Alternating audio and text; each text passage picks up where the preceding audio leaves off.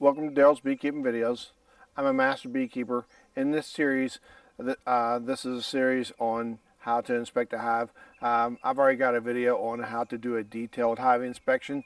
It's about an hour long, but I talk about everything you're supposed to look for inside a hive or colony, and I have pictures of all the of most of the diseases and pests. I encourage you to watch that should you are new to beekeeping. So all I'm going to do today is do a quick video on how I go about doing my inspections. A experienced beekeeper would typically take anywhere between 5-10 minutes. A commercial beekeeper can take less than 5 minutes. A new beekeeper might spend 30 to 45 minutes inspecting a hive. So I'm going to somewhere between a beginner and a experienced beekeeper today. As I talk through these things, I'm guessing it'll probably take me about 10 minutes to go through this thing. So I'll show you what I do. Prior to inspecting, I've already got all my prep work done. I've got a spare hive body that I like to put the frames in whenever I see the frames. I just move over instead of using a frame perch. Again, it's a frame perch. This only holds about 3 to 5 frames, whereas a hive body will hold as many frames as you have. And this is a packaged bees that I installed about a week and a half ago. So I've got a spare deep hive body with the frames already marked. If you watch my other videos, the day 6 inspection and the day 3 inspection, post installing the packaged bees, I talk about in there marking all the frames on one end so that you can help keep the frames oriented. So I've already got all those pre-marked before the bees cover the frames with propolis and honey, which makes it harder to mark. I have a beetle blaster trap ready to go. I do not have mineral oil in it yet because I don't think I'll have to put this in today, the second hive body, but if I do, then I've got a beetle blaster ready to go, as well as mineral oil. I've already lit my smoker in case I need to. As goofy as it looks, I've got a sweatband on because it is kind of warm out here in North Carolina today. And then because I'm an old guy, I like to wear 1.5 power reading glasses. So I'm going to go ahead and get suited up and we'll go through the inspection. You'll see me going through it. So here we go.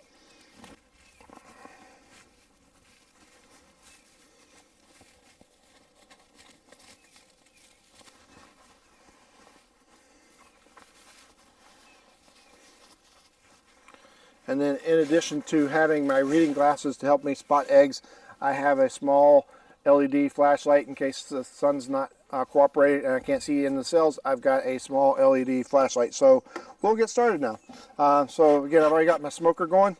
So I'm going to come up front and lightly puff on the front there. Because I've got a Emery Shim up on top, I'm going to smoke that too, just to keep the alarm pheromones masked. Next thing I'm going to do is I'm going to gently remove the top. And then I like to peek underneath just to see if I see any small hive beetles. And then I like to flip the telescoping top over so that if I need to, I can put my other beekeeping equipment on top of this. Like for example, it's not uncommon for them to draw comb underneath a hive top feeder. So if I have to, I can put it on top of there and then clean off the comb if I need to. Again, take a quick gander in here. I've got an ant, so I'm just going to smash it. Again, the bees shouldn't be in here. There's another ant. So I'm going to quickly smash it. I see it. My Miller feeder is about half full of syrup. Again, I fed this probably about 5 days ago. I filled it again. Again, being careful to lift it up so that I don't have any things. And again, if it's too heavy, don't look underneath. But in this case, I see some drawn comb underneath there. So I'm going to gently put it on there. Again, it's not always practical to lift this over your head because it's heavy and you can spill the syrup. You don't want to spill syrup on top of the brood because you could kill the brood. Next thing I'm going to do is I'm going to go ahead and remove this Emery Shim. Again, the Emery Shim is on this box because you probably can't see it that far away, but this is a manufactured box. You can tell by the bird's mouth handholds. But when they do it, you can see that the frame, they don't make these frame rests very deep, so the frame is almost even with the top of this. So because I have a pollen patty on top of this to give my bees some pollen as they're starting their young colony, it forces me to use this Emery Shim as a spacer to give bees access to this, and also to be able to put the next box on top. So the bees are still consuming this pollen patty. This is a half pollen patty.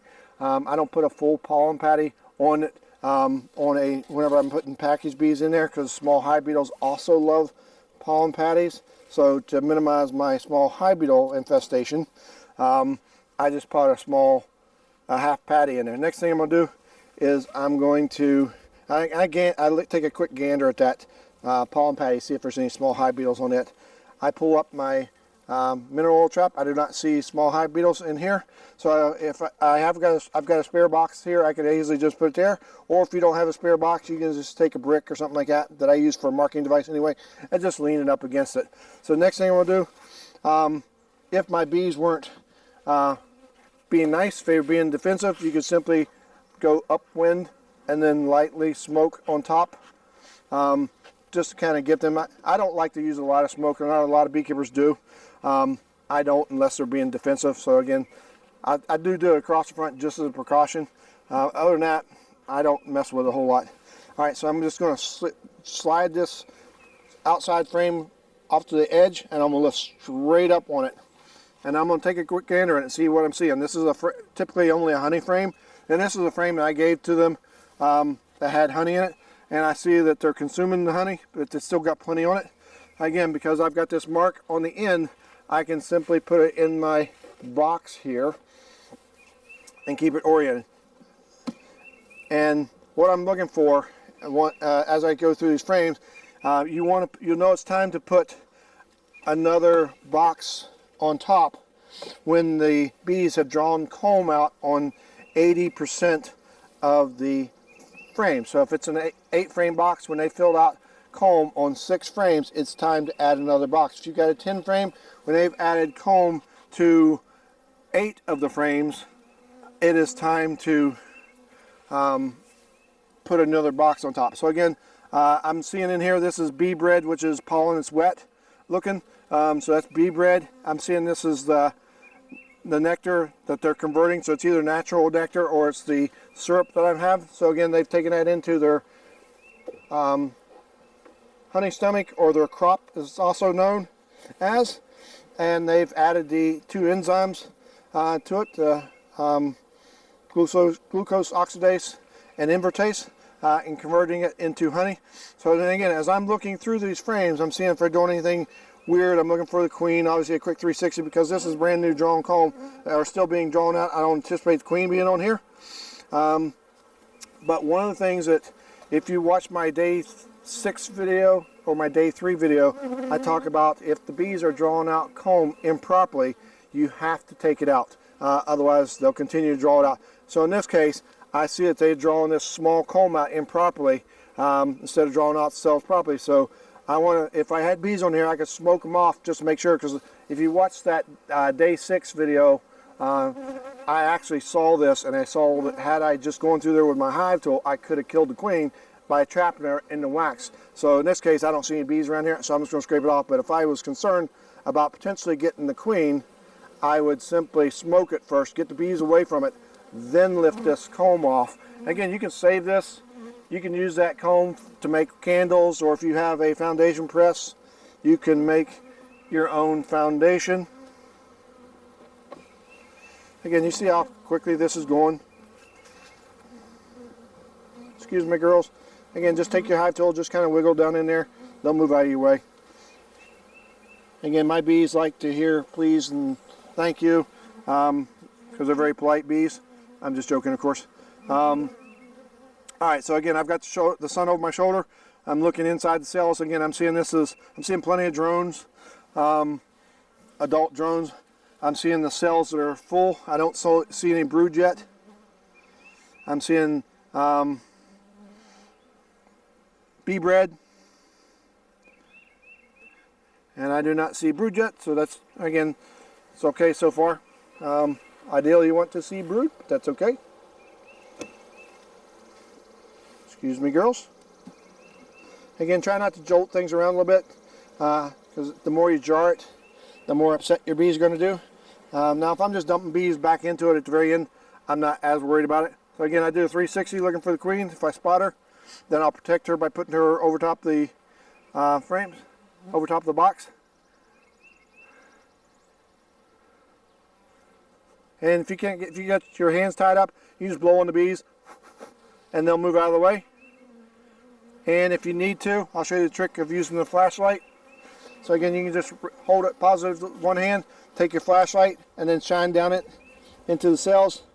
And I'm glad I did, because I can clearly see eggs in here once I did that, because the sunlight wasn't able to, wasn't very cooperative with some of the clouds I have. So I couldn't see down in there very well. Again, I'm using my 1.5 power reading glasses. As soon as I shine the light down in there, I could easily see the eggs. So now that I've seen the eggs, I'm not too worried about seeing the queen, because I know that if they had to, they could take one of those eggs, when it falls over and becomes a young larvae, they can convert that into an emergency queen. So I'm not too worried about it now, again, because they can make an emergency queen. Again, I'm still being careful. Excuse me, girls. They're right there on top, so I just kind of wiggle my hive tool to get out of the way. Alright, so again, I've got improperly drawn comb. So again, I'm going to remove this and force them to draw it out properly. This side they're drawing it out properly, and because I have not seen the queen yet, I'm going to smoke them. I'm going to put them over top of the box, and I'm going to smoke them down just to get them away from that, just in case that queen's underneath there. This smoker's was almost out. I had to go back in the house because my camera died earlier. Oh, they're not happy campers right now. Alright, so again, I'm going to check it real quick to see if the queen's not underneath there. Again, and then I'm just going to take my hive tool and gently scrape all that bad comb off. And when I say bad, it's they're drawing it on top of other comb, or they're making tunnels. So when they do that, that is bad. So again, I'm going to pull this away. Again, I'm being careful because I got some bees crawling around here. I'll make sure the queen's not underneath there, so I don't crush the queen or get her trapped in this comb. Like, hey girls, make your comb right, and I won't mess with you. Alright.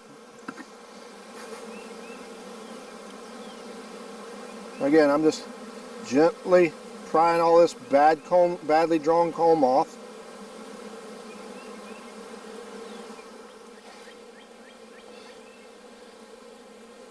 So this inspection is obviously going to take a little bit longer because I have to make a correction. This is why I love beekeeping. No two times in the apiary are exactly the same, because sometimes you have to react to what you see, just like this. Again, there's some more badly drawn comb.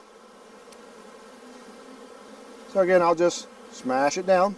And if you damage some good comb, not a big deal. The bees will clean that up. Alright, so now I have the workings of good comb, and saying, do your job, girls, do it right, and I won't mess with you. And you see me put it in this spare hive body. I could actually just move it over to the side at one point, and that would be okay too. But when I do my inspection, I like going all the way to the bottom, because a lot of times the small hive beetles and wax moths will hang out on that bottom board. So again, this is an outside frame. It's probably nothing but honey on it. This is the honey frame I gave to them anyway. So I see that they're consuming the honey, and then they are going back around and backfilling it with fresh honey. So not a big deal. Alright, so again, I take a quick gander on the sides just to make sure that the queen is not on the sides, since I haven't seen her, and she's not. So again, I'm just going to take my hive body, and because I haven't seen the queen yet, I'm just going to put her on it, put the box at an angle, and get this Emery Shim out of the way. I'm going to pop off this slatted rack, and then I'm going to check underneath it, because a lot of times the small hive beetles will like to be crawling underneath this underneath side as well. So in this case, I don't see anything. So again, I'm just going to kind of put it at an angle. And I see some remnants of that pollen potty had fallen through. So let's check it for small hive beetles. I don't see any. And then I come down, I'm going to remove this entrance reducer, and I'm going to check around the frame edges so they see the edges to see small hive beetles, wax moth. I don't see anything. Again, when I see this, I like to clean it up anyway, so I'll help out the bees. And that way, sometimes you miss, if you miss a small hive beetle, you can get them. And then I like to smash through it just in case I missed anything. Again, take your hive tool, scrape it out. If you knock bees out, they'll crawl back up or they'll fly back up. Again, not a big deal. Alright, so that's all there is to doing an inspection. Now I will simply put everything back in the order that I got it. When I put the slatted rack on it, there is a right way and a wrong way to put it on. There is a solid piece of wood on the front, and then there is a more deep end side of it and a shallower end. The deep side goes down and the board goes forward. Square everything up. From there, excuse me girls, I can either put the box back on there, or I could just take this box that I just put it in. Since the bees are already there, I'm simply going to take this new box and put it in its place. Excuse me girls, slide it forward, tap, tap, tap, up, down, just to clear out any bees. Hopefully you don't smash bees that way. Alright, and now I'll take my the entrance reducer, put it in the front. Excuse me girls.